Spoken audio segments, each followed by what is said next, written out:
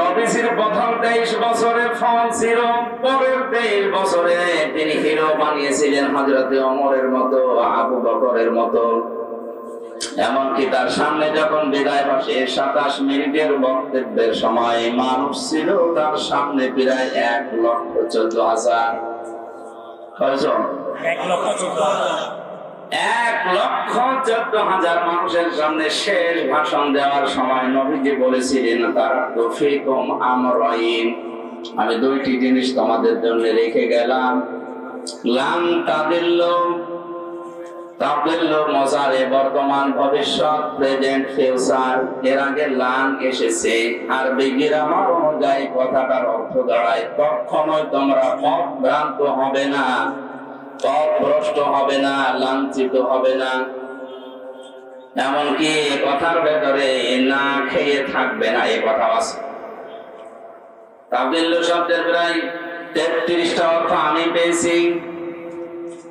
লাঞ্ছিত হবে না, না খেয়ে থাকবে না, মায়ের খাবে না, অপমান হবে না, দুনিয়ায় মাথা উঁচু করে তোমরা বাঁচতে পারবে। সে যে দুইটা জিনিস রাখলাম, লান তাদিল্লু মান তামাসসাকতুম বিহিমা কিতাবাল্লাহ ওয়া সুন্নাতু রাসূলি। এক নম্বরে তোমাদের জন্য আমি আল্লাহর কিতাব কোরআনে কারীম রেখে গেলাম, 2 নম্বরে আমার সুন্নাহ, আমার আদর্শ রাখলাম। জোরে বলেন সুবহানাল্লাহ।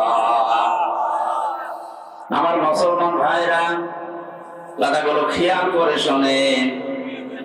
1,14,000 মানুষ তার সামনে, বিশ্ব নবীর ডান দিকে হযরতে আবু বকর, বাম দিকে ওমরের মতো মানুষ বসা ছিল। জাবালে রহমত, এই পাহাড়ের উপরে তিনি দাঁড়িয়ে এই কথাগুলো বলছিলেন। আমি নিজে উঠেছিলাম ওই পাহাড়ে। বিশ্ব নবীর এই পাহাড়ের পাদদেশে 1,14,000 মানুষ দাঁড়িয়ে আছে। নবীজি কিন্তু হযরতে আবু বকরের নাম বলেননি, ওমরের নাম বলেননি। যে এই যে দুইজন আমার পাশে বসে আছে, এরা দুইজনই জান্নাতি। এরা দুইজন কি? জান্নাতি। 10 জন মানুষকে জীবিত অবস্থায় যে জান্নাতের গ্যারান্টি দেওয়া হয়েছিল, তার ভেতরে এই দুইজনের নাম আছে না নেই? নবীজিকে বলতে পারতেন না, এই যে আবু বকরকে রাখলাম, এই যে ওমরকে রাখলাম, আমার পরে যদি এদেরকে অনুসরণ করো তোমরা জান্নাত পেয়ে যাবে, বলেছিলেন? বলেন বলেন না। আমি জান্নাতের দিকে যাচ্ছি, আসো আমার সাথে, তোমাদের জান্নাতে নিয়ে যাবো। এই কথা শুধু নবীজি একবার বলেছিলেন বদরের ময়দানে যাওয়ার সময়। তিনি বলেছিলেন, আমি জান্নাতের দিকে যাচ্ছি, যার প্রশস্ততা আকাশ আর জমিনের চাইতেও বিস্তৃত। কে তোমরা জান্নাতে যাবো, আসো আজ আমার সাথে।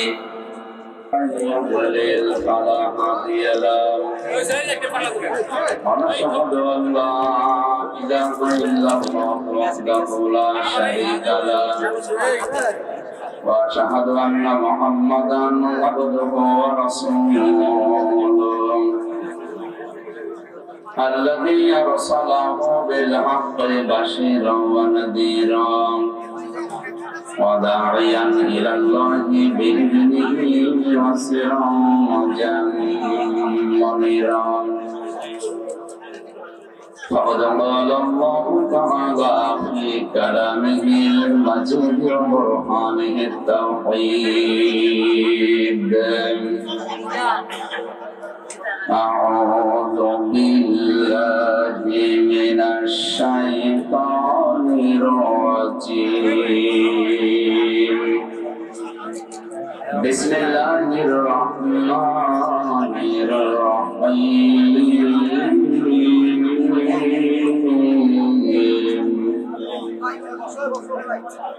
ظهر الفساد في البر والبحر بما كسبت أيدي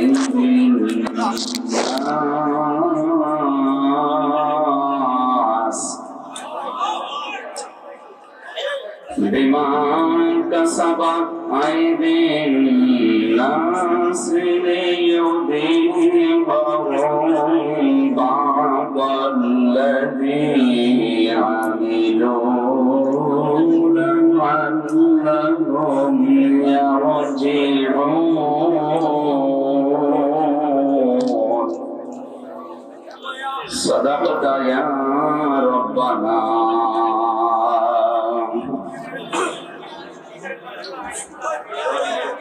عن عباس رضي الله تعالى عنه قال قال النبي صلى الله عليه وسلم من ذاق طعم الإيمان من رضي بالله ربا وبالإسلام دينا وبمحمد رسول الله صلى الله عليه وسلم نبيا ورسولا আওয়াজ করেন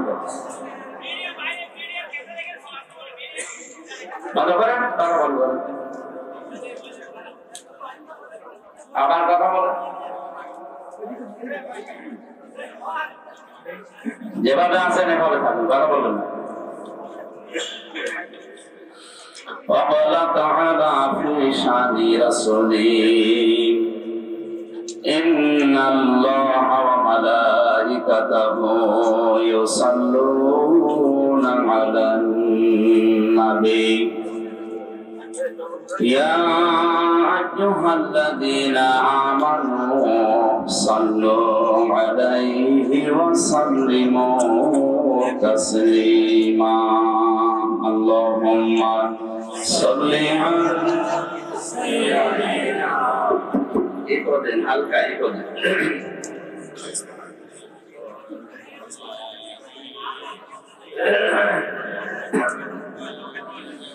খবর কি করে রবে একা একা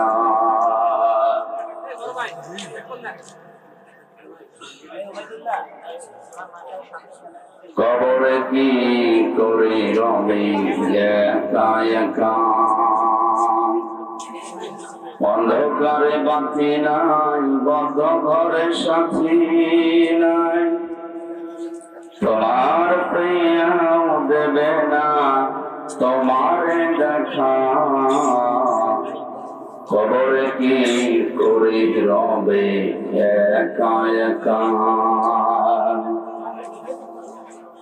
মশারি নাই বালিশ নাই কেমন করে ঘুমাবে ভাই নাই আর কন্ডিশনের ঠাই নাই হিটার পাখা নির্জন নিরালানি শ্রমে শীত গরমে একই রুমে নির্জন নিরালানি শ্রমে শীত গরমে একই রুমে থাকতে হবে টানা ঘুমে বিধাতার দেখা কবরে কি করে রবে একা একা ভাবো কবরে কি করে রবে একা একা পাকা বাড়ি দামি গাড়ি টাকা কড়ি কাড়ি কাড়ি ছেড়ে দিতে হবে পাড়ি যাবে না থাকা তোমার বসার চেয়ার টাকার সিন্ধু আত্মরক্ষার পিস্তল বন্ধ তোমার বসার চেয়ার টাকার সিন্ধু আত্মরক্ষার পিস্তল বন্ধ পড়ে রইবে বিশাল মূল্য প্রিয় এলাকা কবরে কি করি রবে একা একা ভালো কবরে কি করে রবে একা একা এক মুহূর্ত যে সন্তানে না দেখলে ঝড় ওঠে প্রাণে তাদের সে গরজ স্থানে থাকবে যে তারা বছরে তো একবার পাশে যাবে জিয়ারতের আসেন কোটি বছর সবুজ ঘাসে কোটি বছর সবুজ ঘাসে থাকবে যে ঢাকা কবরে কি করে নবে একা একা, অন্ধকারে বাতি নাই, বদ্ধ ঘরে সাথী নাই, তোমার প্রিয় দেবে না তোমারে দেখা, কবরে কি করে রবে একা একা। আলহামদুলিল্লাহ। কক্সবাজার জেলার সদর থানার অন্তর্গত চেঙ্গা পূর্ব সরারপুর ইসলামী আদর্শ যুব সংঘের সংস্থার উদ্যোগে তাফসীরুল কোরআন মাহফিলের সনাতন সভাপতি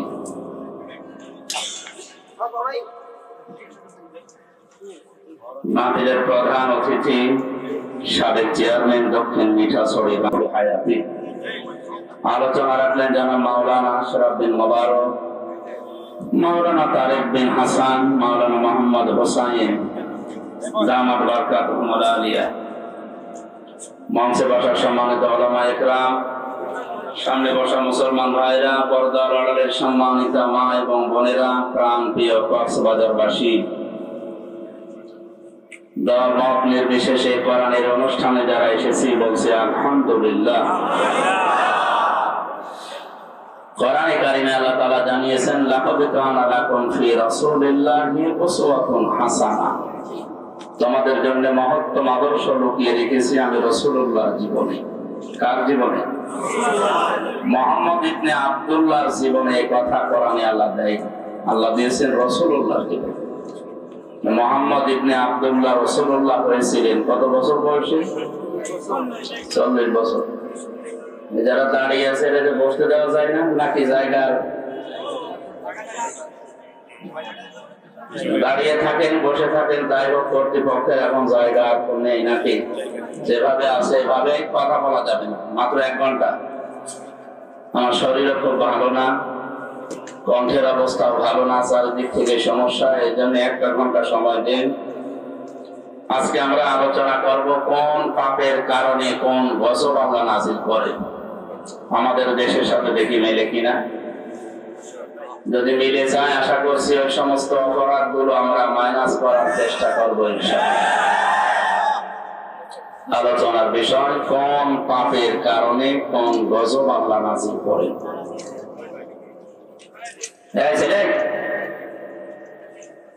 বলো না ইশারায় কাজ করবো, কথা বলবো, এরপরে কেউ কথা বলেন দেখি।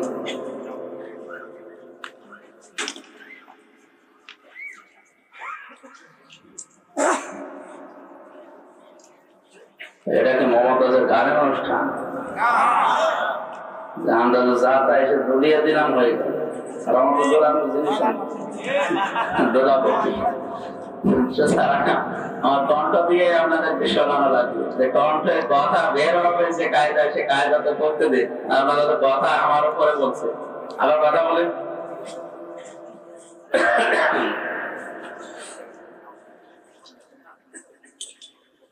কোরআনের কোন আয়াত থেকে কথা যদি কেউ বোঝার চেষ্টা করে, নবীজি বলেন ও যদি ওই আয়াতের উপরে আমল নাও করে তাও 500 রাকাত নফল নামাজের সওয়াব হয়। আপনি 2 রাকাত নফল নামাজ পড়েন কিনা সন্দেহ, 500 রাকাত নফল নামাজের সওয়াব হবে। এই কথা শোনার পরে আমাদের আখিরাতের চিন্তা যাদের আছে তারা তো স্থির হয়ে যাওয়া দরকার। উসওয়াতুন হাসানা এ শব্দ আল্লাহ দুনিয়ার কাউকে দেননি। এই জন্য সত্যের মাপকাঠি মানদণ্ড এই পৃথিবীতে একমাত্র একজন, বিশ্বনবী মুহাম্মদ রাসূলুল্লাহ। দুনিয়াতে আর কেউ সত্যের মানদণ্ড হিসাবে গণ্য নয়। তারপরেও তিনি রাসূলুল্লাহ হিসাবে গণ্য হয়েছিলেন 5 বছর বয়সে, 10 বছর বয়সে না। তিনি রাসূলুল্লাহ হয়েছিলেন কত বছর বয়সে? 40 বছর বয়সে। যে জিনিস পেয়ে তিনি রাসূল হলেন তার নাম কোরআন। তার নাম কি?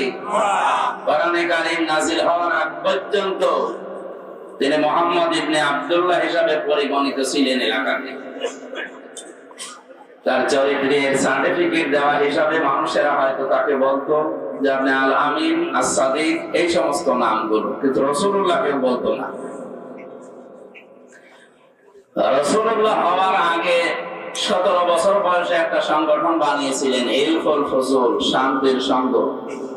17 থেকে 40 বছর 23 বছর একাধারে চেষ্টা চালালেন, দেখি দুনিয়াতে শান্তি প্রতিষ্ঠা করা যায় কিনা। যেহেতু আল্লাহর নির্দেশ এবং কোরআনের নির্দেশ আসে না, এই জন্য 23 বছরে কাঙ্ক্ষিত মানে শান্তি তিনি প্রতিষ্ঠা করতে পারেননি। একই মানুষ 40 বছরে কোরআনে কারিম পেলেন, 63 বছরে দুনিয়া থেকে বিদায় নিলেন। এইটাও 23, এটাও কত? আগের 23-এর ফল 0, পরের 23-এ তিনি লক্ষ লক্ষ মানুষ হাজির করেছিলেন এই কোরআনের পতাকা তলে। কথা বলেন এখন। এমনকি শেষ ভাষণ যেদিন দিচ্ছিলেন তার ভাষণ ছিল মাত্র 27 মিনিট। বিদায় হজের ভাষণ কয় মিনিট? আর আমাদের নাকি 2-3 ঘন্টা ছাড়া ওয়াজই সাঁটে না, কারণ আমাদের কথার ভেতরে তো কোনো অর্থ নেই। নবীজির প্রতিটি কথার ভেতরে লক্ষ লক্ষ কথা লুকিয়ে থাকতো। সুবহানাল্লাহ বলেন। যেন আমরা কথা বলবো অল্প, তাৎপর্যপূর্ণ, গবেষণাপূর্ণ, এই সমস্ত কথাগুলো বলে মানুষ যেন চিন্তা ভাবনা করে। আল্লাহ রাব্বুল আলামিন বলেন, ওয়ানজালনা ইলাইকাল যিকরা লিতুবায়্যিনা লিন-নাসি মা নুযিলা ইলাইহিম ওয়া লা'আল্লাহুম ইয়াতাফাক্কারুন। সূরা নাহলের 44 নম্বর আয়াতের শেষের দিকে আল্লাহ জানিয়েছেন, হে নবী, এই কিতাব, এই জিকির, এই আলোচনা আপনার কাছে আমি কেন দিলাম জানেন? আপনি জীবিত মানুষদের সামনে স্পষ্ট ব্যাখ্যা বিশ্লেষণ করে বোঝাবেন। আর যারা আপনার কথা শুনতে আসবে তাদের একটা দায়িত্ব দিলাম, তারা এই কথাগুলো শোনার পরে বাড়ি যেয়ে যেন চিন্তা ভাবনা করে। এই মাহফিল প্রতিদিন হয় না, 1 বছর পরে মাত্র 4-5 ঘন্টার জন্য হচ্ছে, সেখানে আমার মাত্র 1 ঘন্টা 10-15 মিনিট। এই 1 ঘন্টা 10-15 মিনিটের ভেতরে যে কথাগুলো কোরআন থেকে, হাদিস থেকে গবেষণামূলক ভাবে আমরা বলার চেষ্টা চালাবো, আপনাদের উচিত হচ্ছে এই কথাগুলো নিয়ে আসলে আমাদের প্র্যাকটিক্যাল লাইফে চিন্তা ভাবনা করা।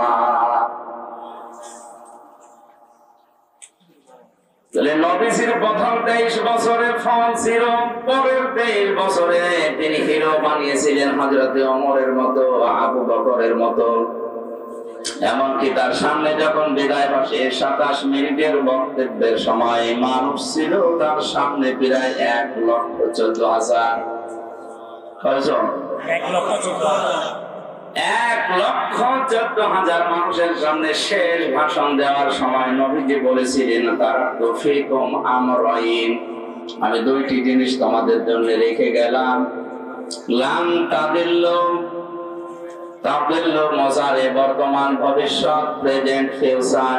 এর আগে লান এসেছে, আরবি গ্রামার অনুযায়ী কথাটার অর্থ দাঁড়ায় কখনোই তোমরা পথভ্রান্ত হবে না, পথভ্রষ্ট হবে না, লাঞ্ছিত হবে না। এমনকি কথার ভেতরে না খেয়ে থাকবে না, এ কথা আছে। তাদিল্লু শব্দের প্রায় 33টা অর্থ আমি পেয়েছি। লাঞ্ছিত হবে না, না খেয়ে থাকবে না, মায়ের খাবে না, অপমান হবে না, দুনিয়ায় মাথা উঁচু করে তোমরা বাঁচতে পারবে। সে যে 2টা জিনিস রাখলাম, লান তাদিল্লু মান তামাসসাকতুম বিহিমা কিতাবাল্লাহ ওয়া সুন্নাতু রাসূলি। 1 নম্বরে তোমাদের জন্য আমি আল্লাহর কিতাব কোরআনে কারীম রেখে গেলাম, 2 নম্বরে আমার সুন্নাহ, আমার আদর্শ রাখলাম। জোরে বলেন সুবহানাল্লাহ। আমার মুসলমান ভাইরা, কথাগুলো খেয়াল করে শোনেন। 1,14,000 মানুষ তার সামনে, বিশ্ব নবীর ডান দিকে হযরতে আবু বকর, বাম দিকে ওমরের মতো মানুষ বসা ছিল। জাবালে রহমত, এই পাহাড়ের উপরে তিনি দাঁড়িয়ে এই কথাগুলো বলছিলেন। আমি নিজে উঠেছিলাম ওই পাহাড়ে।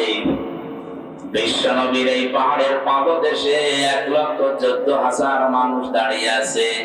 নবীজি কিন্তু হযরতে আবু বকরের নাম বলেননি, ওমরের নাম বলেননি।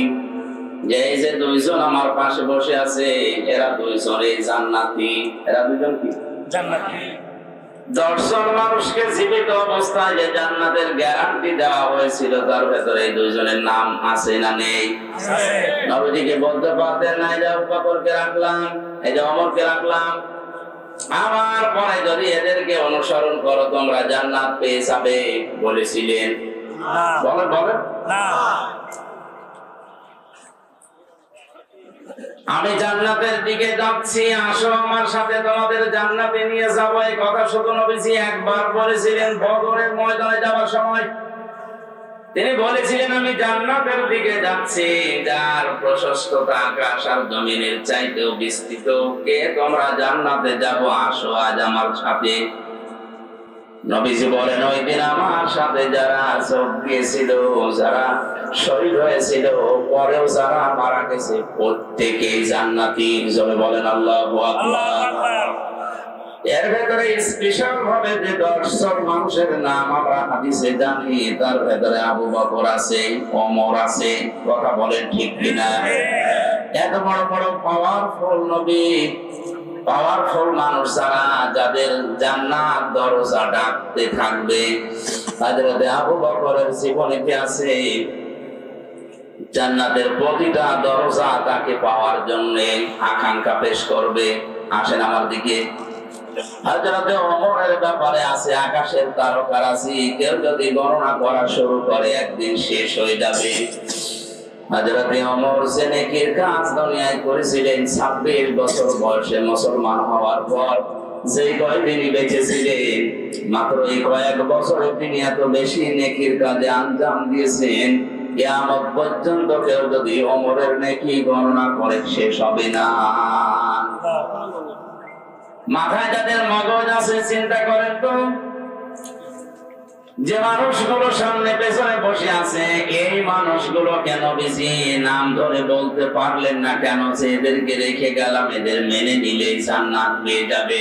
এ কথা বলেননি এই কারণে, এই কারণ নবী ছাড়া কারো ঈমান নিরাপদ না। যে কোনো সময় মানুষকে শয়তান বেঈমান করে ফেলতে পারে।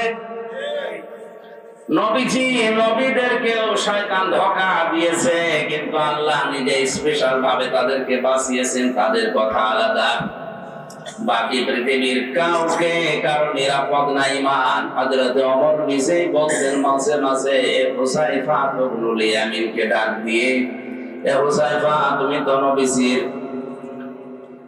গোপন কথাগুলো তোমার কাছে সব বলতো, তুমি একটু ইন্তেকালের আগে যে লিস্ট দিয়ে গেছে নবীজি, যে মদিনায় মুনাফিক অমুক অমুক আছে, ওই লিস্টের ভেতরে দেখো তো আমার নামটা আছে কিনা। হযরত হুযায়ফা ডাক দিয়ে বলে, খলিফাতুল মুসলিমিন, আমিরুল মুমিনিন, কি বলেন আপনি? জান্নাতের গ্যারান্টি দিয়েছে নবীজি নিজে আপনাকে, আর আপনি বলেন আপনার নাম মুনাফিকের খাতায় আমি দেখবো, এ কেমন কথা? হযরত ওমর চোখের পানি ফেলে দিয়ে বলেন, ভাই হুযায়ফা, আমি নবীজির কাছেই শুনেছি দুনিয়াতে কারো ঈমান নিরাপদ না মরণের আগ পর্যন্ত। আমি এখনো পর্যন্ত জানি না আমি নিরাপদে ঈমান নিয়ে মরতে পারবো কিনা। এই জন্য অন্তত দেখো মুনাফিকের যে লিস্ট আছে ওর ভেতরে আমার নামটা আছে কিনা। যদি থাকে আমি এখনো মরণের আগে তওবা করে ফিরে আসতে পারবো। মাওলানা আশরাফ ভাই হয়তো মুনাফিকদের যে আচরণগুলো ওগুলোই বলছিলেন, আমি হালকা হালকা শুনেছি। আমি কোরআন হাদিস পড়ে মুনাফিকের প্রায় 13টা গুণ পেয়েছি। কয়টা? 13টা। আমরা অধিকাংশ মানুষ 3টা জানি। কথা বললে মিথ্যা বলে, ওয়াদা করলে ভঙ্গ করে, আমানত রাখলে খেয়ানত করে, ঝগড়া হলে গালি দেয়। এরকম অনেকগুলো আমি গবেষণা করে করে কোরআন হাদিস থেকে 13টা পেয়েছি। মুনাফিকদের এই আচরণগুলো হয়তো উনি বলছিলেন, শেষ করতে পারেননি ভাই আমার। এই সমস্ত গুণাগুণগুলো, চারগুলো, এই আচরণগুলো যদি কারো ভেতরে পাওয়া যায়, বুঝবেন তার ভেতরে নিফাকি আছে, মুনাফিকি আছে। আর মুনাফিককে আল্লাহ যদি মরণের পরে জাহান্নামে দেয়, আবু জাহেলের উপরে দেবে না, আবু জাহেলের নিচে দেবে।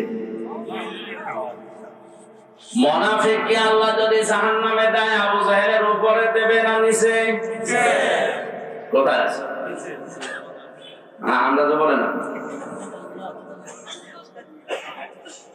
সূরা নিসা 140 নম্বর আয়াতে আল্লাহ পাক বলেন, ইন্নাল্লাহা জামিউল মুনাফিকিনা ওয়াল কাফিরিনা ফি জাহান্নাম জামিআ। অবশ্যই আমি আল্লাহ জাহান্নামের ভেতরে একত্রিত করব মুনাফিক এবং কাফেরদের। আগেকার নাম বলেন। আবু জাহেল মুনাফিক ছিল না কাফের? এই আয়াত দ্বারা বোঝা যায় যারা মুনাফিক এরা কিন্তু আবু জাহেলের নিচে থাকবে না, এরা থাকবে উপরে। আরে ভাই আপনি তো উল্টাপাল্টা বলেন। আবু জাহেল যদি জাহান্নামে পড়ার পরে থেমে যায়, মুনাফিক থামবে না, একেবারে নিচে থাকবে। ইন্নাল মুনাফিকিনা ফিদ দারকিল আসফালি মিনান নার ওয়া লান তাজিদা লাহুম নাসীরা। অবশ্যই মুনাফিকদের জায়গা হবে জাহান্নামের একেবারে নিচে।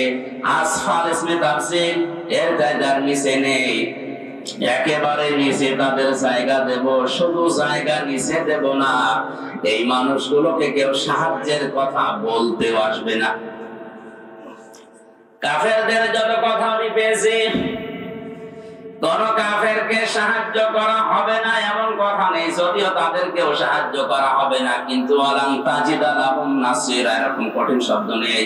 তাজিদার আগে লান আছে, মজারের আগে আমি আগেই বললাম লান তাদিল্লুর উদাহরণ দিতে গিয়ে লান আসলে অর্থ হয় কোশ্চিন কালেও হবে না। আল্লাহ বলেন মুনাফিক যদি জাহান্নামের নিচে যায়, ওদেরকে সাহায্যের জন্য কেউ আসবে না, সাহায্য করাও হবে না। তোরে বলেন নাউজুবিল্লাহ। এখন আমার প্রশ্ন হচ্ছে, মুনাফিক তৈরি হয় কাদের ভেতরে? মুসলমানদের। বলেন কাদের ভেতরে? কোন ইহুদি, কোন খ্রিস্টান, কোন বৌদ্ধ, কোন হিন্দু, কোন মাজুসি, যত জাতি এখন পৃথিবীতে এখন প্রায় 4,500 জাতি আছে, কোন জাতির ভেতরে মুনাফিক তৈরি হয় না। মুনাফিক শুধুমাত্র তৈরি হয় মুসলমানদের ভেতরে। আমরা যেহেতু মুসলমান হিসাবে দাবি করি, তাহলে মুনাফিকের জান আমাদের ভেতরে থাকার সম্ভাবনা বলে না কেন? হযরত ওমর যদি বলেন এখনো যদি আমার নামটা থাকে আমি তওবা করে ফিরে আসবো, ভালো হয়ে যাবে মরণের আগে, আমাদের ওই চিন্তা ভাবনার দরকার নেই। কেউ যদি বলে আমি ইহুদি দেখবো, তাহলে আপনি ইসরায়েলে যান, শুধু ইহুদি পাবেন। তামাম দুনিয়ার নিকৃষ্ট জাতি হিসাবে এখন যারা পরিচিত, জঘন্যতম জাতি হিসাবে যারা দুনিয়ায় পরিগণিত, এখন তারা হচ্ছে ইহুদি। দুনিয়ার যত অপকর্মের মূল হোতা এই ইহুদিরা। কথা বুঝতেছে? খ্রিস্টানকে যদি দেখতে চাই, আপনি আমেরিকায় যান, শুধু খ্রিস্টান পাবেন। কেউ যদি বলে আমি বৌদ্ধ দেখবো, চীনে যান, মায়ানমারে যান, শুধু বৌদ্ধ পাবেন। কোন মানুষ যদি বলে আমি মুশরিক দেখবো, পাশের রাষ্ট্রে ভারতে যান, শুধু মুশরিক পাবেন। এখন যদি বলেন জাহান্নামের একেবারে নিচে থাকবে যারা মুনাফিক, আমি দেখবো। এই দেশে পাঠানো লাগবে, কারণ দেশে 96% মুসলমান। মুনাফিক এই দেশে থাকার সম্ভাবনা আছে না?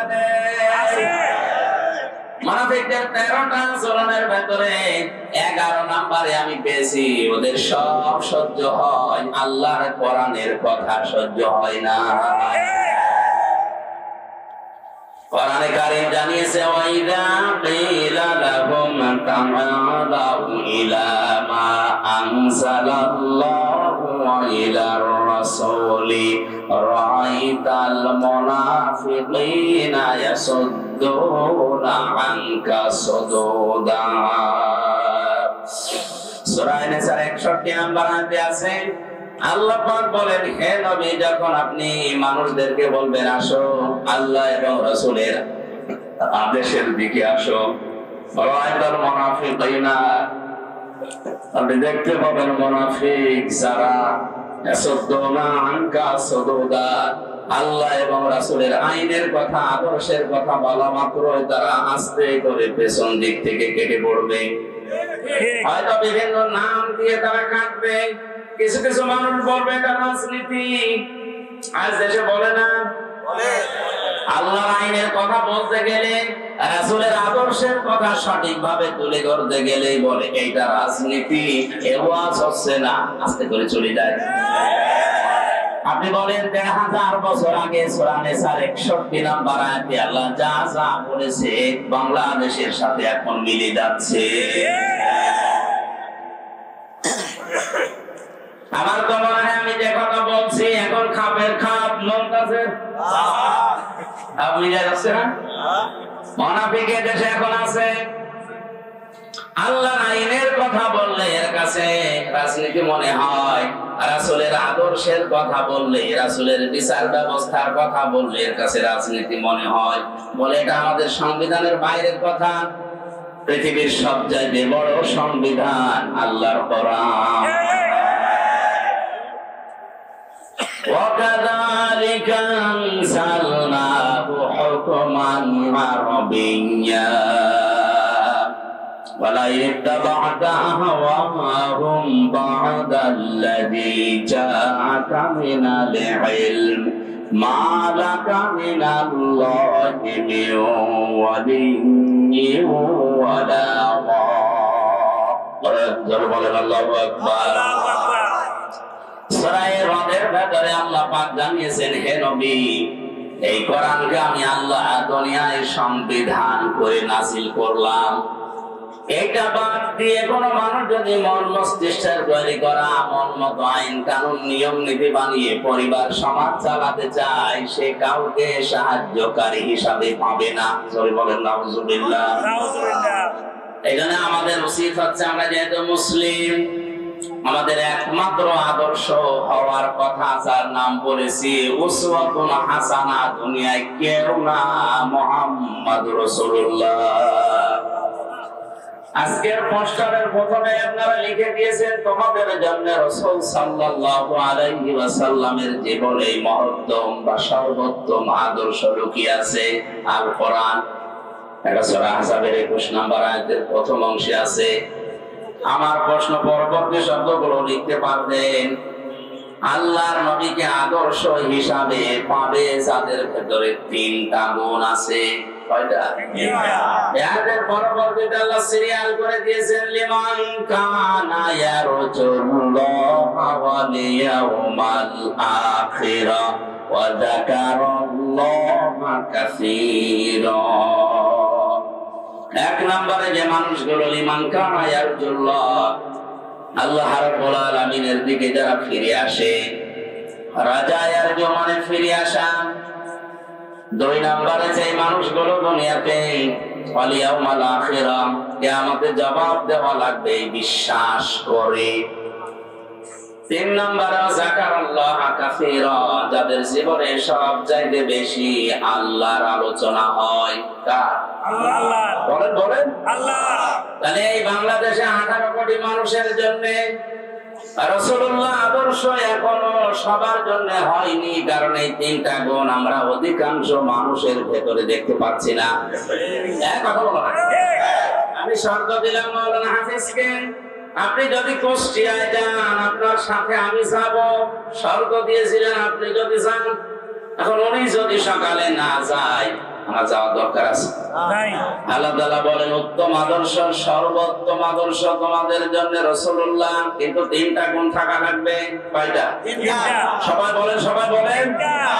আপনার ভেতরে আছে কিনা আপনি মিলান। যদি না থাকে, কোরআনে কারীম আমার সামনে সূরা আহজাবের 21 নম্বর আয়াতকে সাক্ষী রেখে বলছি, মরণের পরে বিনা হিসাবে বিনা বিচারে আপনি জাহান্নামে। আপনি যতই নামাজ পড়েন, রোজা রাখেন, 5 কলি 10 কলি 20 কলি মাথায় দেন, যদি মনে করেন আমার তো ঈমান আছে না, আপনার ঈমান নেই। কারণ এই 3টা গুণ যদি কারো না থাকে, সে রাসূলুল্লাহকে আদর্শ পায়নি। আর রাসূল যার আদর্শ হয়নি, ওর ঈমান নেই, ওটা বেঈমান। খুব মনোযোগ সহকারে শোনেন। আল্লাহ রাব্বুল আলামিন বলেন, এক নম্বরে যারা সব কাজ আমি আল্লাহর দিকে ফিরে আসার নিয়তে করে, যে কোনো কাজে হাত দেওয়ার আগে চিন্তা করে আল্লাহ এই কাজে আমার আল্লাহ রাজি আছে তো।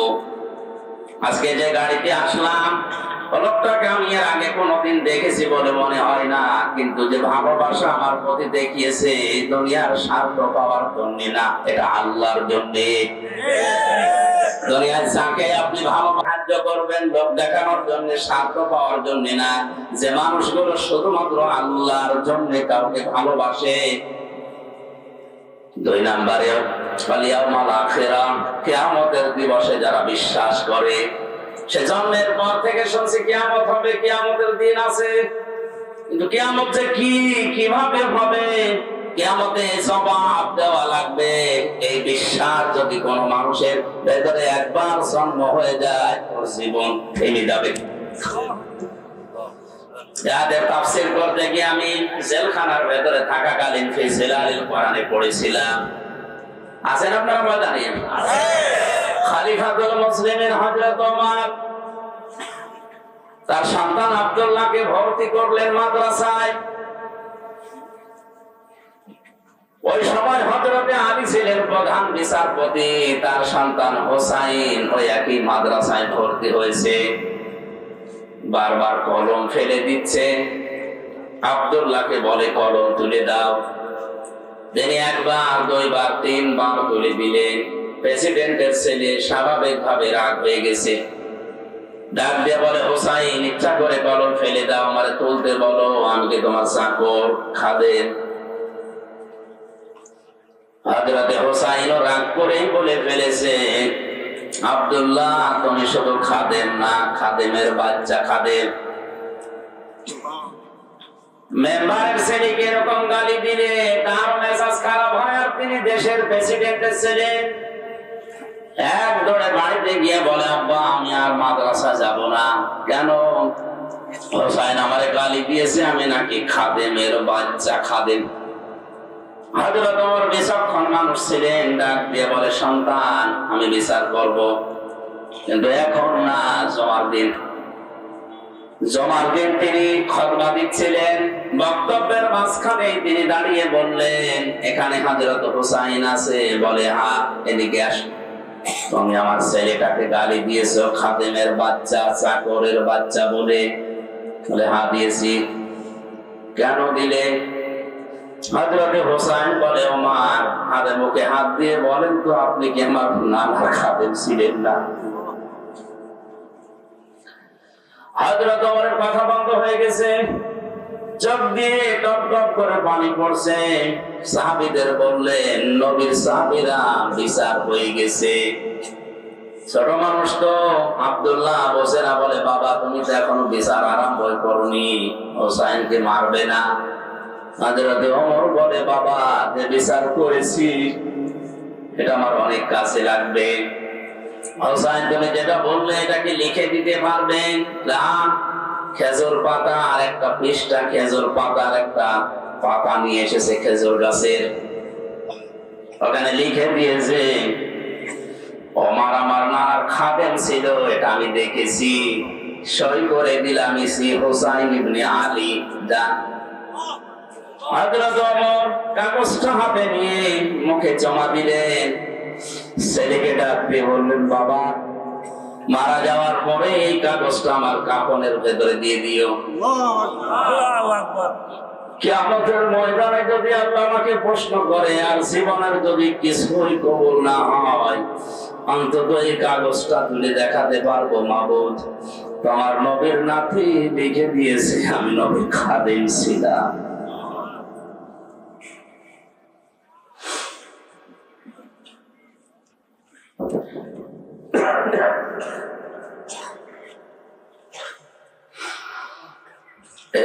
হলো তুমি আমাকে আজকে মাফ করে দাও। এই ধরনের মানুষেরা কিয়ামতের যে বিশ্বাস, যে ভয় তাদের ছিল, এর বড় একটা দুর্বল হাদিস বলছি শিক্ষার জন্য। হযরত ওমরেরও আল্লাহর দরবারে নিজের জীবনের মাত্র কয়েক বছরের হিসাব দিতে লেগেছিল প্রায় 12 বছর। ইন্তেকালের পরে প্রায় 12 বছর পার হয়ে গেল। হযরতে আব্দুল্লাহ একবার স্বপ্ন দেখলেন, হযরত ওমর সুন্দর পোশাক পরে নদী থেকে আসতেছে গোসল করে। ডাক দিয়ে বলে, বাবা কোথায় ছিলেন? কতদিন আপনাকে দেখি নাই। হযরতে ওমর বলে, বাবা আজকে 12 বছর আমি দুনিয়ার জীবন ছেড়েছি, মহান আল্লাহ আমার জীবনের হিসাব নিচ্ছিলেন। শেষ পর্যন্ত তিনি আমাকে বলেছে, ওমর তোরে মাফ করে দিলাম। কারণ আল্লাহ যদি কারো প্রতি ন্যায় বিচার করে সে বাঁচবে না, যদি সঠিক বিচারও কারো প্রতি করে সে বাঁচবে না। অন্যায় বিচার তো আল্লাহ করেই না, ন্যায় বিচার করলেও কেউ পার পাবে না। আল্লাহ যদি কাউকে বাঁচাতে চাই বলবে শেষে যেটা তোর মাফ করে দিলাম। আল্লাহ যদি অবিচার করেন এ কথা বিশ্বাস করবেন না, আল্লাহ অবিচার করেন না। আল্লাহ যদি কারোর উপর ন্যায় বিচার করেন সে বাঁচবে না, সে ধরা খাবে। কথা বুঝতেছেন? আল্লাহ অবিচার করে না। কথা বলে না কেন? আল্লাহ অবিচার করে না। ন্যায় বিচার করলে বাঁচার কোন উপায় আল্লাহর কাছ থেকে যদি কেউ বাঁচতে চায় একটা মাধ্যম আছে যে আল্লাহ আমারে মাফ করে দাও। হযরত ওমর বলেন, আমারে শেষ পর্যন্ত আল্লাহ ডাক দিয়ে বলেন, ওমর তোরে মাফ করে দিলাম। ফেরেশতা আমারে নিয়ে গোসল করিয়ে জান্নাতের নহর থেকে এই যে সাদা পোশাক জান্নাতের এটা পরিয়ে আমাকে বলছে, যান আপনি জান্নাতে যান।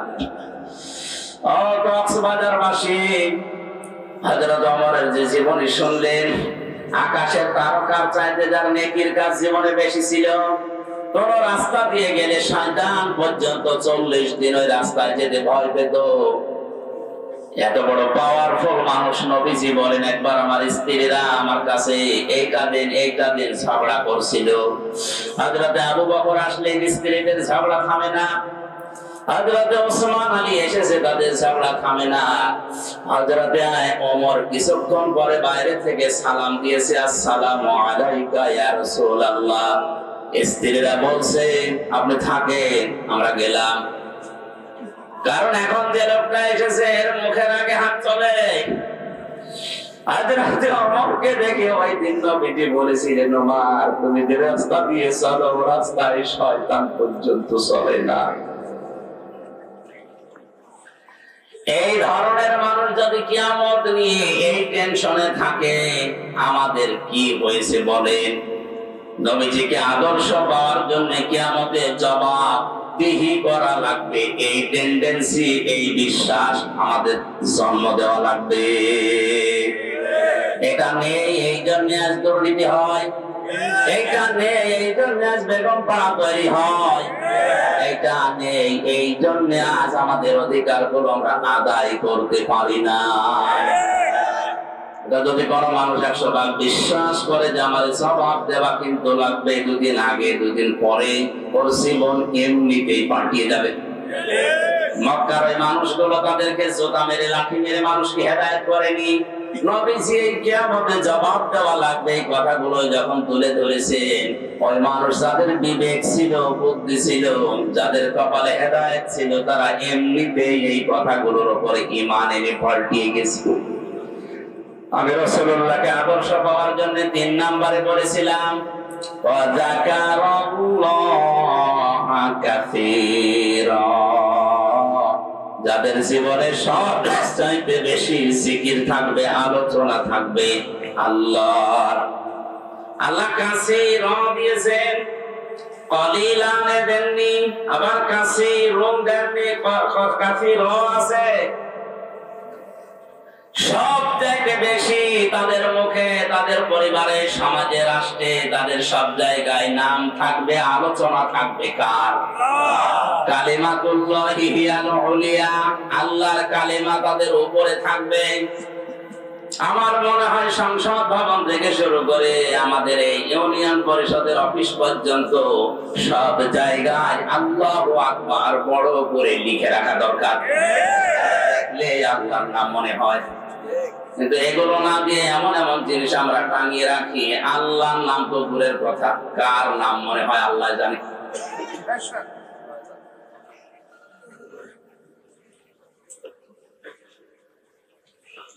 আল্লাহ রাব্বুল আলামিন বলেন রাসূলুল্লাহকে যারা আদর্শ হিসাবে এই তিনটা গুণ অর্জন করে পাবে, বিশ্ব নবী মুহাম্মদুর রাসূলুল্লাহ হওয়ার পর থেকে আতঙ্কে ছিলেন।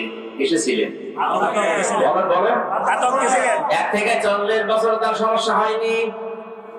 40 থেকে 63 বছরের 83 বার তাকে ডাইরেক্ট হত্যা করার জন্য ইহুদিরা চেষ্টা চালিয়েছে। শুধু চেষ্টায় চালিয়ে শেষ করে দেয়নি, মরণের পরেও তার লাশ পর্যন্ত চুরি করার জন্য তারা ব্যস্ত ছিল। এজন্য ওই 23 বছর রাসূলুল্লাহকে যারা মেনে নিয়েছে তারাও বিপদে পড়েছে।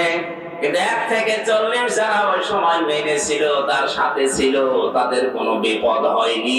এমনকি পুরো আরব জাহানে তাদের একটা শত্রু ছিল না। আর রাহিকুল মাকতুম, এই ঐতিহাসিক সিরাত গ্রন্থে আপনি দেখবেন 1 থেকে 40 বছর পর্যন্ত নবীদের পেছনে মানুষ ছিল না, তা না ছিল। কারণ হিলফুল ফজল যেদিন গঠন করেন তার সাথে ওই এলাকার যুবকেরা অনেকেই যোগ দিয়েছিল। সামাজিক উন্নয়নমূলক অনেক কাজ তিনি এই সংগঠনের মাধ্যমে এলাকায় করতেন। কিন্তু দুঃখজনক হলেও সত্য, একটা শত্রুতার ওই সময়ের ভেতরে তৈরি হয়নি। একই মানুষ 40 বছরে কোরআনে কারিমটা হাতে পাওয়ার পরে যতদিন এটা তার কাছে ছিল ততদিন তার শত্রুর অভাব ছিল না। এই জন্য আমরা যদি কেউ বলি আমি নবীওয়ালা কাজ করি না, আপনি মুহাম্মদ ইবনে আব্দুল্লাহর কাজ করেন, এই জন্য আপনার সমস্যা হয় না। কেউ যদি রাসূলুল্লাহর কাজ আরম্ভ করে, রাসূলুল্লাহর যেভাবে আরম্ভ হয়েছিল 3 বছর তিনিও জেলে ছিলেন, আপনারও থাকা লাগতে পারে।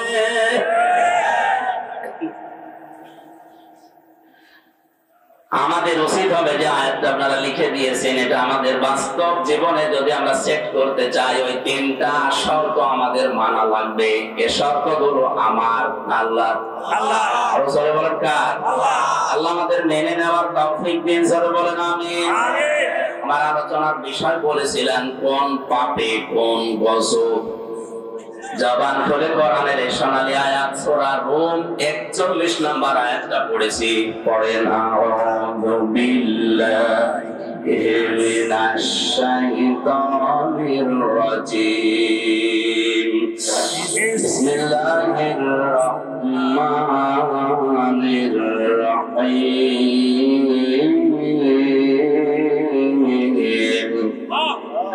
ظهر الفساد في البر والبحر بما كسبت أيدي الناس ليذيقهم بعض الذي عملوا لعلهم يرجعون।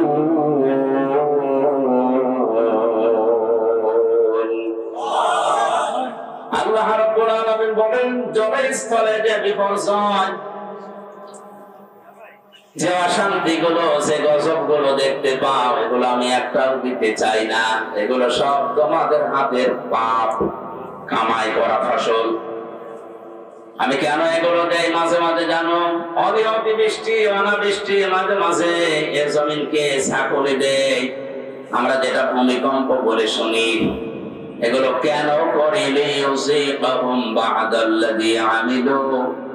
তোমরা যে আমল করেছো, কাজ করেছো, আমল আবার 2 প্রকার। আমল কয় প্রকার? একটা বদ আমল, একটা নেক আমল। এই বদ আমল যারা দুনিয়ায় করে তাদেরকে আমি আল্লাহ একটু থামাতে চাই। এই আযাবগুলো দিয়ে তাদেরকে আমি আল্লাহ একটু বাধা দিতে চাই, দেখি তারা ফিরে আসে কিনা। লাআল্লাহুম ইয়ারজিউন, আমি চাই যে তারা ফিরে আসুক। কপাল পোড়া মানুষ আমরা, মাঝে মাঝে এগুলো আমাদের সামনে আসতেছে, এগুলো দেখার পর আমরা ফিরে আসা দূরের কথা, আমাদের বিদ্যা আরো বাড়ে। সরাসরার ভেতরে আল্লাহ জানিয়েছেন, এটা 29 নম্বর আয়াতে আছে, ওমা সাবাকুম মিন মুসিবাতিন ফাবিমা কাসাবাত আইদিকুম ওয়া ইয়াফু আন কাসীর। তোমরা যত অন্যায় করো, পাপ করো, সব পাপের শাস্তি যদি আমি আল্লাহ দেই, শ্বাস ফেলার সময় তোমরা পেতে না। আমি আল্লাহ অধিকাংশ গুলোই মাফ করে দেই, কিছু পাপের শাস্তি দুনিয়ায় পাঠায় যেন তোমরা আমি আল্লাহর দিকে ফিরে আসতে পারো। বাংলার মুসলমানের আজকে আমি কয়েকটা পয়েন্টের উপরে সাজিয়েছি। আমি দেখতে চাই এই পাপগুলো যদি বাংলাদেশে হয়, ওগুলোর জন্য আপনি যতই দোয়া দরুদ পড়েন, তাবিজ কবজ গলায় দিন, থামাতে পারবেন না। আল্লাহর শাস্তি ওটা ছেড়ে দেওয়া লাগবে।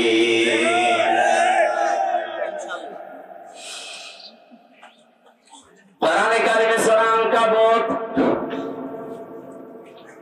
আয়াত নাম্বার 40 41, ফাকুল্লান আখাযনা বিযামবিহি ফামিনহুম মান আরসালনা আলাইহি হাসিবা ومنهم من أخذته الصيحة ومنهم من خسفنا به الأرض ومنهم من أغرقنا وما كان الله ليظلمهم ولكن كانوا أنفسهم يظلمون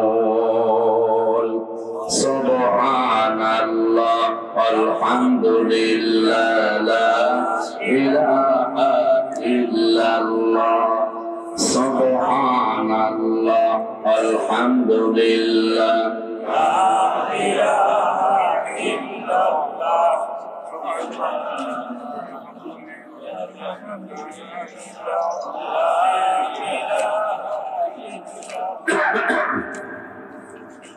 জিকির জোরে করেন। সুবহানাল্লাহ আলহামদুলিল্লাহ লা ইলাহা ইল্লাল্লাহ লা ইলাহা ইল্লাল্লাহ মুহাম্মাদুর রাসূলুল্লাহ। আয়াত বুঝতে কষ্ট হচ্ছে? আল্লাহ রাব্বুল আলামিন বলেন, যুগে যুগে বহু মানুষকে আমি তাদের পাপের জন্য পাকড়াও করেছিলাম। কাউকে আমি সঞ্জা নামক বৃষ্টি দিয়ে, পাথরের বৃষ্টি দিয়ে, কাউকে ডুবিয়ে, কাউকে পানি দিয়ে, জলোচ্ছ্বাস দিয়ে দুনিয়া থেকে আমি তাদেরকে বিদায় করে দিয়েছি। কাউকে জমিনের ভেতরে গেড়ে দিয়েছি। আমি কারো উপরে আল্লাহ জুলুম করি না, মানুষ নিজেরাই নিজেদের উপরে জুলুম করে। কথা বলেন ঠিক কিনা? আমি প্রথম বলেছিলাম আল্লাহর বিচার ব্যবস্থা 3 প্রকার।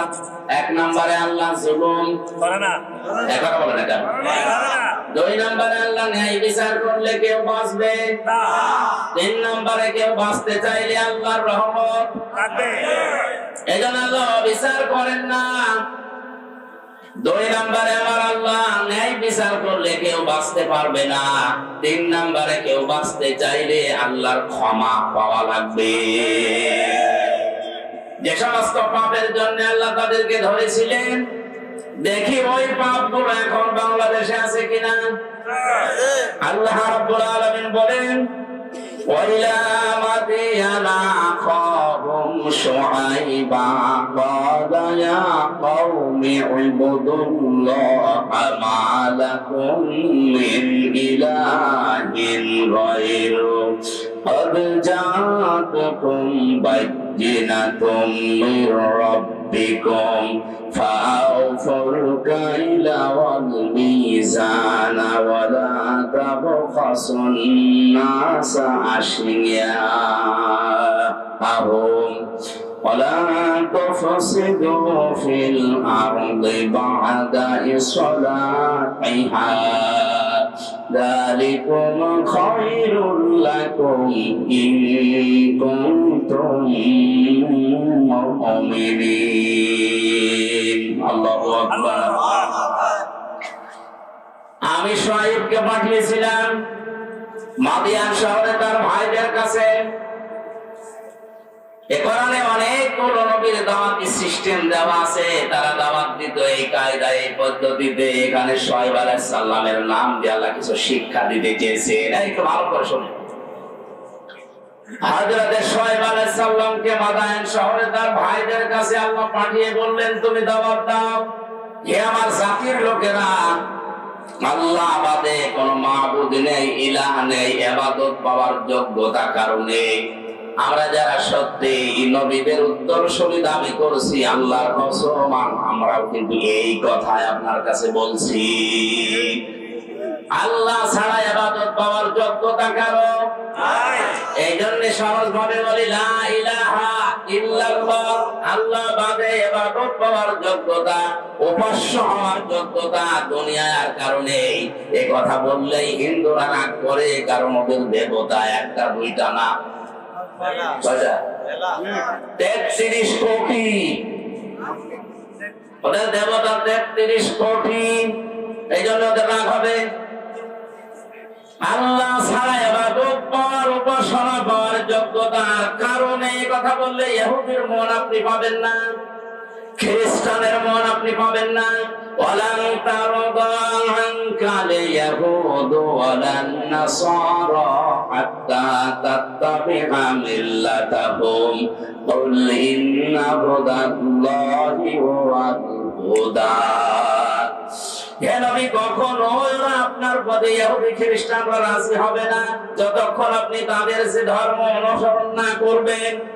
ওদের ধর্মে খোদা কয়জন? 33 কোটি। কারো 3 জন, কারো 2 জন। বিভিন্ন জিনিসকে তারা খোদা হিসাবে মেনে নিয়েছে, উপাস্য হিসাবে ইবাদত পাওয়ার যোগ্যতা তারা ভাগ করে দিয়েছে। একমাত্র জাতি মুসলিম। 175 কোটি মানুষের ভেতরে হয়তো ভুল ত্রুটি থাকতে পারে, কিন্তু লা ইলাহা ইল্লাল্লাহর ব্যাপারে কোনো পার্থক্য আমাদের নেই। আমরা মনে প্রাণে বিশ্বাস করি, এ কথা কাছে লাগাতে চাই, আল্লাহ ছাড়া ইবাদত পাওয়ার যোগ্যতা কারো নাই, উপাসনা পাওয়ার যোগ্যতা কারো নাই।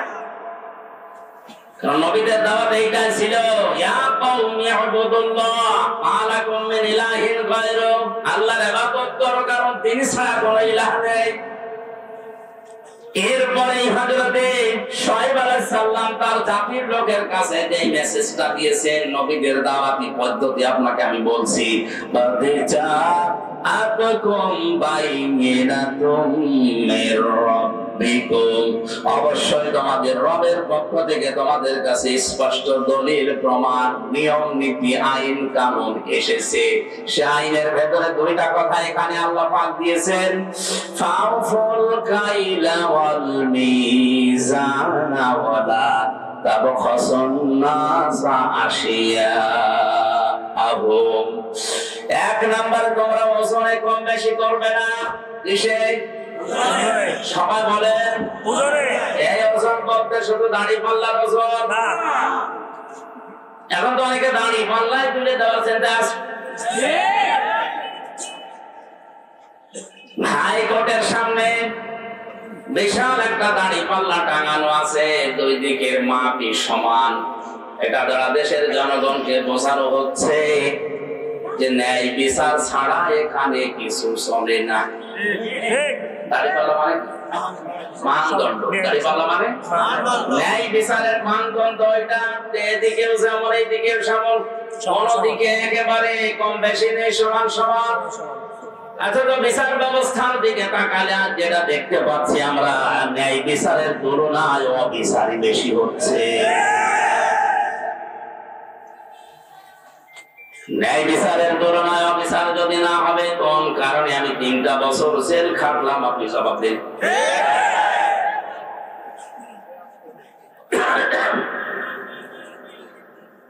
হযরতে শুআয়ব ডাক দিয়ে বলেছিলেন, আমার জাতির লোকেরা তোমরা এই পাপটা ছেড়ে দাও, ওজনে কম বেশি করবা না। কারণ এই পৃথিবীতে আল্লাহ যত মানুষকে লানত দিয়েছেন, বরদুয়া দিয়েছেন, তার পয়লা নম্বরে তারা। ওয়াইলুল লিল মুতাফফিফিনা আল্লাযীনা ইযা তালু আলান নাসি ইস্তাওফুন ওয়া ইযা কালু كالوهم أو وزنوهم يخسرون ধ্বংস হয়ে যাক, বরবাদ হয়ে যাক। আমি আল্লাহর লানত ওই মানুষগুলোর উপরে যারা ওজনে কম বেশি করে। কিসে? বলেন বলেন। এই ওজন বলতে যারা দোকানদার তারা না, না। এই যে এইটাও এই যে মঞ্চটা, এই যে মেম্বারটা, এটা হক কথা বলার জায়গা। এখানে বসে যারা সঠিক কথাগুলো বলতে চায় না তারা কম বেশি করছে। প্রাইমারি স্কুল থেকে বিশ্ববিদ্যালয় পর্যন্ত যারা শিক্ষকতা করছেন, এটা যেহেতু রেকর্ড হচ্ছে, কালকেই তামাম দুনিয়ায় ছড়াবে। আমার বিশ্ববিদ্যালয়ের স্যাররা অনেকে মন খারাপ করে, আমি জানি। আল্লাহর কসম, শিক্ষক যারা আমার মাথার তাজ, আপনাদেরকে আমি ভালোবাসি। আমি কোরআন আপনাদের কাছেই পড়েছি, যতটুকু আমি বুঝেছি আপনারা ওইভাবে বুঝেন না কেন? প্রাইমারি থেকে বিশ্ববিদ্যালয়ের স্যার পর্যন্ত যে যতটুকু পেয়েছে, ওজনে কম বেশি করা মানে নেওয়ার সময় বেশি নেয়, দেওয়ার সময় এদের প্রতি লানত কার? আল্লাহ। এই কথা বলা লাগবে, লানত কার?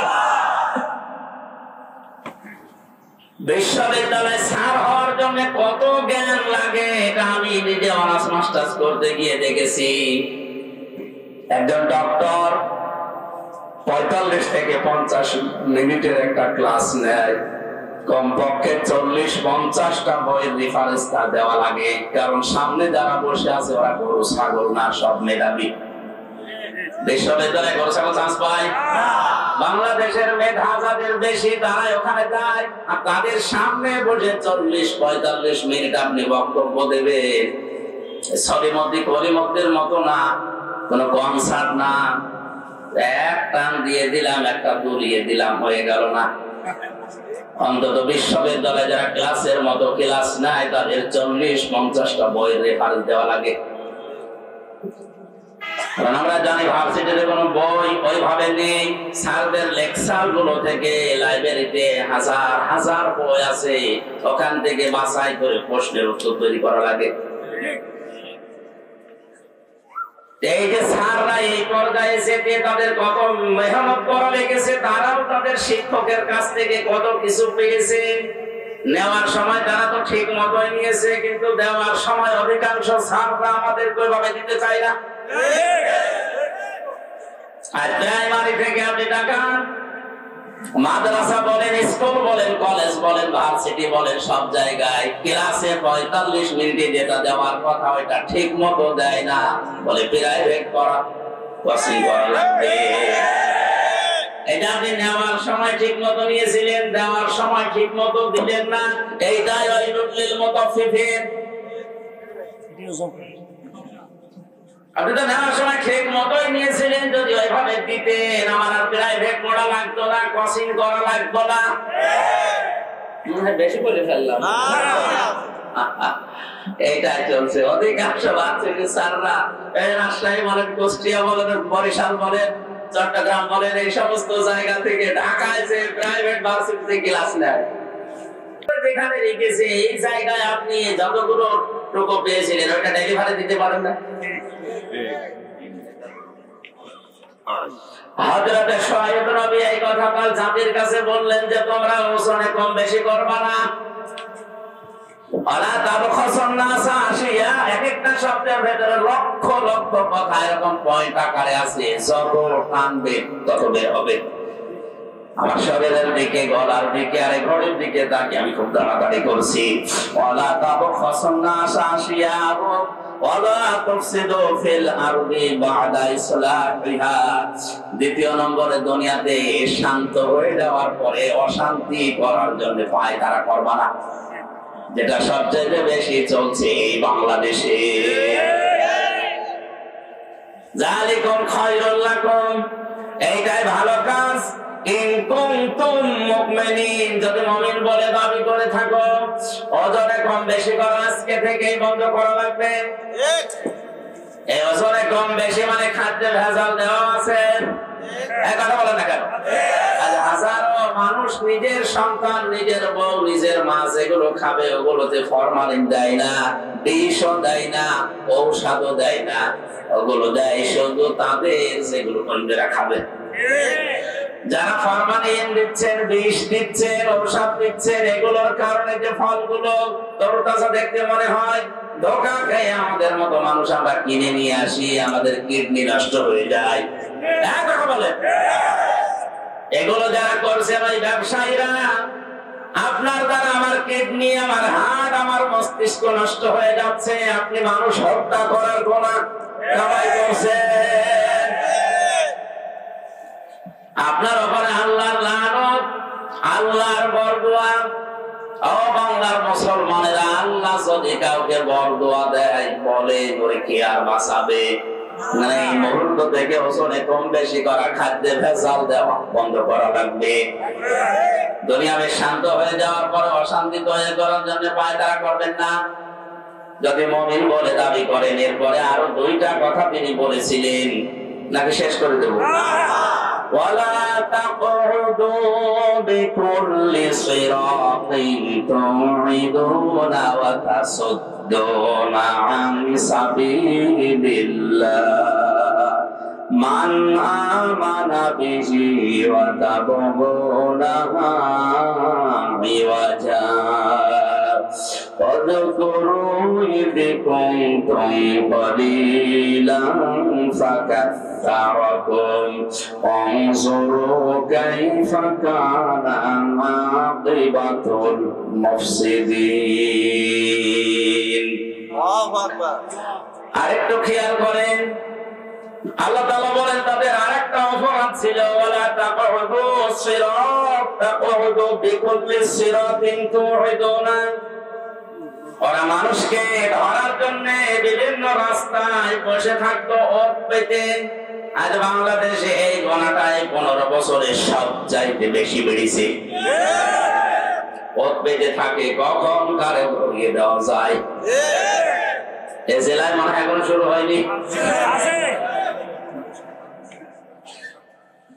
হয়তো একটু বড়াপতি হিসাবে রাগারাগি হয়েছে, ঝগড়া হয়েছে, রাজনৈতিক একটা সিল লাগিয়ে তারা গোপনে ধরিয়ে দেওয়ার জন্য থানায় উনি আগে 10,000 টাকা দিয়ে এসেছে যে অমুককে ধরে নিয়ে আসো। উনি ধরে নিয়ে যায়, নিজে আবার ছাড়ায়, মাঝখান থেকে লোকটার প্রায় 50,000 টাকা আল্লাহর ওলি খেয়ে ফেলেছে। আমি এটা একটু বেশি বলে ফেললাম।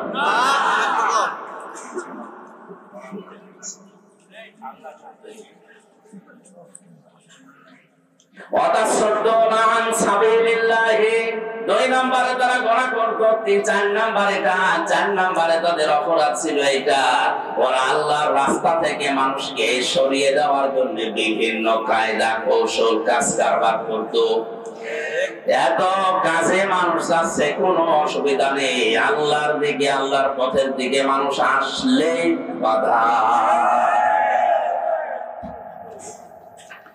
এই ঘটনার জন্য আল্লাহ রাব্বুল আলামিন হযরত শুআয়ব আলাইহিস সালামের জাতির উপরে যে গজব নাযিল করেছিলেন, এখন যদি কোন মানুষ এই কাজ কারবার কোনো বন্ধ না করে, জমিনে ওজনে কম বেশি করা, খাদ্যে ভেজাল দেওয়া, দুনিয়া শান্ত হয়ে যাওয়ার পর অশান্তি করার জন্য পায়তারা করে বেড়ানো, মানুষকে বিপদে ফেলার জন্য মোড়ে মোড়ে বসে থাকা, ঠোকায় ঠোকায় শব্দটা আছে।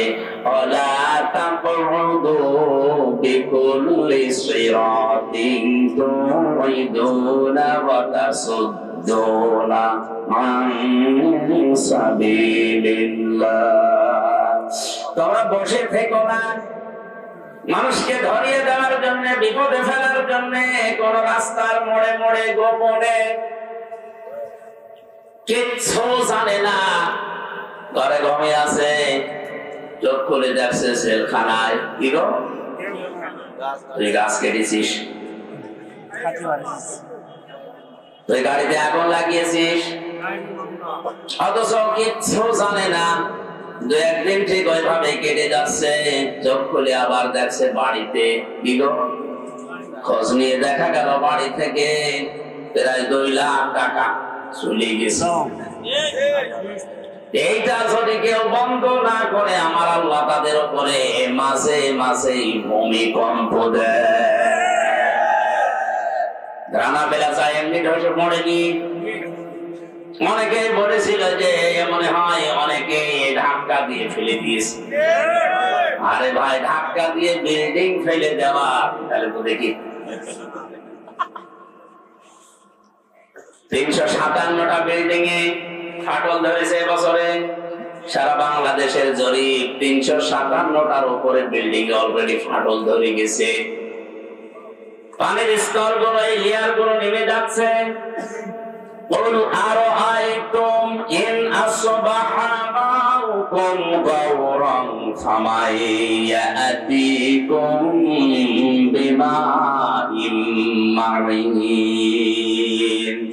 হে নবী, আপনি ওদেরকে বলেন তো, আমি যদি পানির লেয়ার নিচে নামিয়ে দেই, দুনিয়া কে আছে তোদেরকে পানি দেবে? কে বলছে? আল্লাহ। এই জন্য আমাদের উচিত হচ্ছে এই অপরাধ গুলো যারা করছে বন্ধ করি, নয়তো যতই দোয়া দরুদ পড়েন, তাবিজ কবজ লাগান, কাবার ইমাম এনে দোয়া করালো, ভূমিকম্প বন্ধ করতে পারবেন না। কারণ 2000 বছর আগে কোরআনে আল্লাহ এই কথাগুলো জানিয়ে দিয়েছেন। এই আযাব গজব গুলো আসে এমনিতেই না।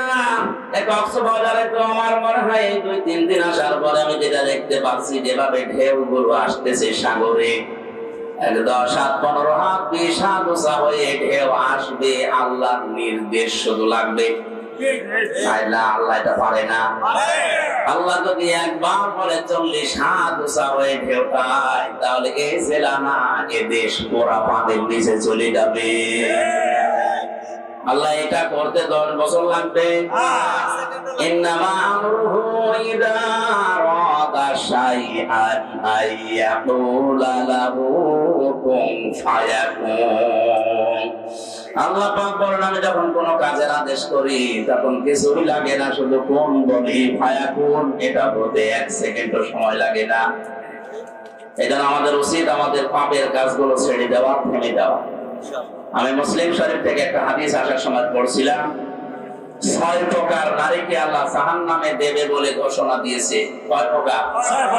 মা বোন যারা এসেছেন খুব ভালো করে শুনবেন, মোবাইল থাকলে সেভ করে নিন। এই 6 প্রকারের ভেতরে যদি আপনি 1 প্রকারের উপরে যান, আপনার নামাজ, রোজা, বোরকা পরা সব মাটি মারা যাবে, আপনি জাহান্নামে। 1 নম্বরে যাদের মাথার চুল খোলা থাকে স্বামী বাদ দিয়ে অন্য কারো জন্য, এরকম মেয়ে লোকে দেশে এখন আর নেই। যে হোটেলে আছি আল্লাহর ওলিরা সব হোটেলে উঠেছে। একজন মেয়ে লোক যদি চুল খুলে রাখে, শুধুমাত্র খুলে রাখতে পারবে তার স্বামীর জন্য। স্বামী বাদে পৃথিবীতে কারোর জন্য মেয়ে লোকের চুল খুলে রাখা জায়েজ নেই, এমনকি বাবাকেও চুল খুলে দেখানো জায়েজ নেই। কথা বুঝতেছে? একজন মেয়ে লোকের চুল যত তার স্বামী দেখবে, তার চোখের পাওয়ার বাড়বে, তত সওয়াব বেশি পাবে ওই মেয়েটা। এমনকি আল্লাহ নবী জানিয়েছেন, কোন স্বামী যদি স্ত্রীর মাথায় হাত বুলিয়ে দেয়, যতগুলো চুল পড়বে ততগুলো সওয়াব পাবে। আর অন্য যত মানুষ এই চুল দেখবে, অতগুলো সাপ আল্লাহ বানিয়ে কবরে পাঠাবে।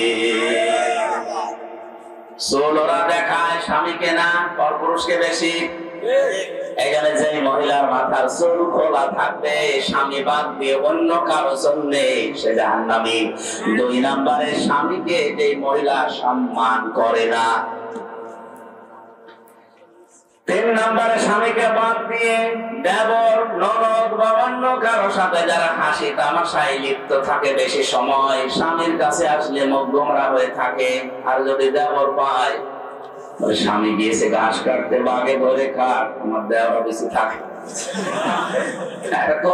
এরকম পড়েছিলাম কোথায় যেন, তো স্বামী ঘাস কাটতে গেছে মাঠে, ওর বাগে ধরে খেয়ে ফেল, আমার দেওয়া বেশি থাক। স্বামী বাদ দিয়ে অন্যের সাথে যদি কেউ হাসি তামাশা করে, মজা করে, আর কি আড্ডা করে, মহিলা জাহান্নামী।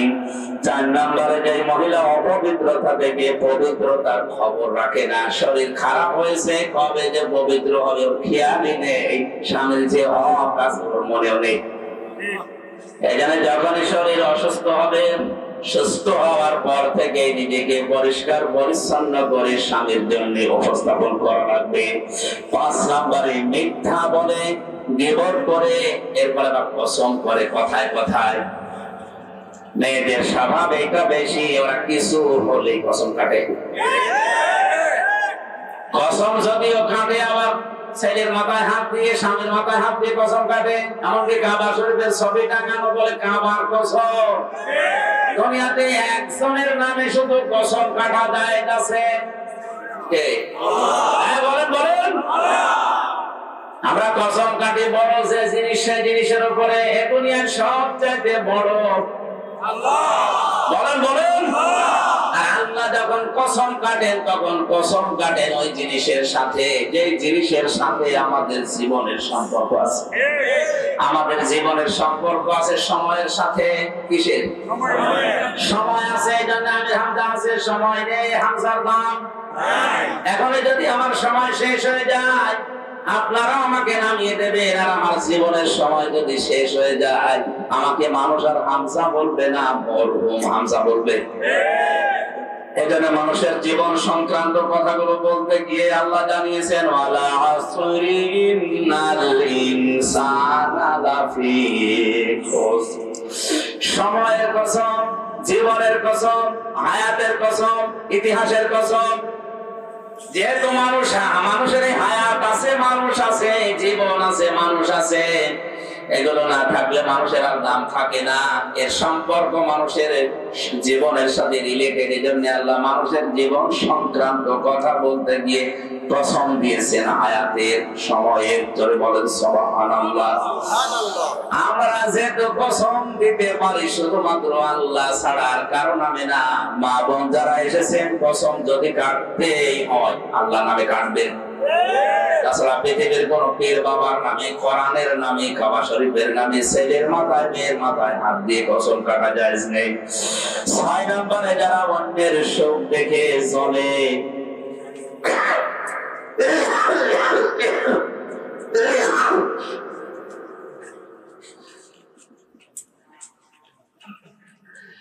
যারা অন্যের সুখ দেখে চলে এবং কিছু দান করলেও যারা খোটা দেয়, এই 6 প্রকার নারীর কথা মুসলিম শরীফে নবীজি জানিয়েছেন। আশা করছি মা বোন যারা এসেছেন, এই 6 প্রকারের কোন কিছু যদি আপনার ভেতরে থাকে, আপনি এই মুহূর্তে নিজেকে পাল্টাবেন। আল্লাহ আমাদেরকে এই যে 4টা অপরাধের কথা বলেছিলাম, ওজনে কম বেশি করা, খাদ্যে ভেজাল দেওয়া, দুনিয়া শান্ত হয়ে যাওয়ার পরে অশান্তি তৈরি করা, মানুষকে বিপদে ফেলার জন্য ওত পেতে থাকা, আর আল্লাহর রাস্তা থেকে মানুষকে ফেরানোর জন্য চেষ্টা চালানো, এই গুনাহগুলো থেকে যদি আল্লাহ আমাদেরকে না বাঁচান, আমরা যদি চেষ্টা না করি, ভূমিকম্পের মতো এই জিনিস আবার আসবে। আল্লাহ আমাদেরকে আয়াতটা মানার তৌফিক দেন, আমিন। বারাকাল্লাহু লানা ওয়া লাকুম ফিল কুরআনিল আযীম। সভাপতি সাহেবের অনুমতি নিচ্ছি, আমার শরীর খারাপ, দোয়া করে দিলাম। আল্লাহুম্মা আমিন। রব্বানা যালামনা আনফুসানা ওয়া ইল্লাম তাগফির লানা ওয়া তারহামনা লানাকুনান্না মিনাল খাসিরিন। রব্বুল আলামিন, কক্সবাজার জেলার এই মাহফিলটার দিকে তাকাও। হাজার হাজার বান্দা বান্দি এই প্রচন্ড শীতের ভেতরে তারা কষ্ট করে শুনেছে।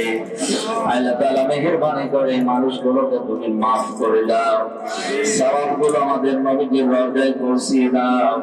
দুনিয়ার মাটির নিচে যারা আছে এদেরকে নিজ গুণে ক্ষমা করে দাও। মাহফিলের সভাপতি সহ, প্রধান অতিথি সহ যারা আমরা এসেছি, আমাদের জীবনে এই গুনাহগুলো যদি থাকে তুমি দূর করে দাও। তুমি তো অবিচার করো না, নাই বিচার করলেও আমরা কেউ পার পাবো না। আল্লাহ তোমার দয়া চাই, রহমত চাই, মেহেরবানি করে দয়া করে মাফ করে দাও। কোরআন শোনানোর জন্য বিশাল আয়োজনে যারা শ্রম দিল, আল্লাহ আমি সবার নামও জানি না, তোমার কুদরতের খাতায় তাদের নামগুলো লিখে দাও। এই সন্তানদেরকে যেই মা পেটে নিয়েছে, মায়ের পেট তুমি ধন্য করে দাও। প্রশাসনের যে ভাইগুলো এসেছে, বিশেষ করে জেলার ডিসি, এসপি, পিওনো, ওসি সহ যত পুলিশ সদস্য ভাইরা আজকের মাহফিলের সহযোগিতার জন্য এসেছিল, পাহারা দেওয়ার জন্য। এদের সন্তানাদি, স্ত্রী, পুত্র যারা বাইরে আছে, দেশে আছে, তাদেরকে তুমি হেফাজত করো আল্লাহ। আমার শরীরটা অসুস্থ হতে পারছি না, দীর্ঘ 3টা বছর আমি বন্দী জীবনে ছিলাম। তুমি মুক্ত করেছো, মুক্ত আকাশে, মুক্ত বাতাসে ফিরিয়েছো। কোরআনের কথাগুলো সরল সরল ভাষায় বলার মতো শরীর যোগ্যতা এলে আমারে ভিক্ষা দাও। মা বোন যারা এসেছে তাদেরকে ক্ষমা করো। অনেক মা বোনের সন্তান হয় না, আল্লাহ একটা সন্তান তাদেরকে উপহার দাও। নেককার সন্তান তাদের পেটে তুমি দান করো। আগামীতে অনুষ্ঠানটা কোরআনের জন্য বিশাল আকারে মঞ্জুর করো। মিডিয়ার এই ভাইরা রাত দিন কষ্ট করে কোরআনে কারিম গুলোকে প্রচার করার জন্য তারা দায়িত্ব পালন করছে। এদের ইখলাসকে তুমি আরো বাড়িয়ে দাও, এদের বিপদ আপদ থেকে তুমি বাঁচাও। মেহেরবানি করে এদের ব্যবসা বাণিজ্যে বরকত দান করো। বারাকাল্লাহু লানা ওয়া লাকুম ফিল কুরআনিল আযীম। প্রবাস থেকে যে মানুষগুলো এই মাহফিলের জন্য টাকা পাঠিয়েছে, সম্পদ পাঠিয়েছে, তাদের অর্থ সম্পদে বরকত দাও। তাদের শরীরটা তুমি সুস্থ রাখো। মেহেরবানি করে তুমি প্রবাসী ভাইদের মা বাবাকে মাফ করে দাও, তাদেরকে হালাল রুজিতে বরকত দাও। মাওলানা হাফিজুর রহমান জিয়াদি ভাই তার বাবার জন্য দোয়া চেয়েছে, আল্লাহ বাবাকে তুমি ক্ষমা করে দাও। বারাকাল্লাহু লানা ওয়া লাকুম ফিল কুরআনিল আযীম। আলহামদুলিল্লাহি রাব্বিল আলামিন। মরণের সময় একবার বলে যেন পড়ি লা ইলাহা ইল্লাল্লাহু মুহাম্মাদুর রাসূলুল্লাহ।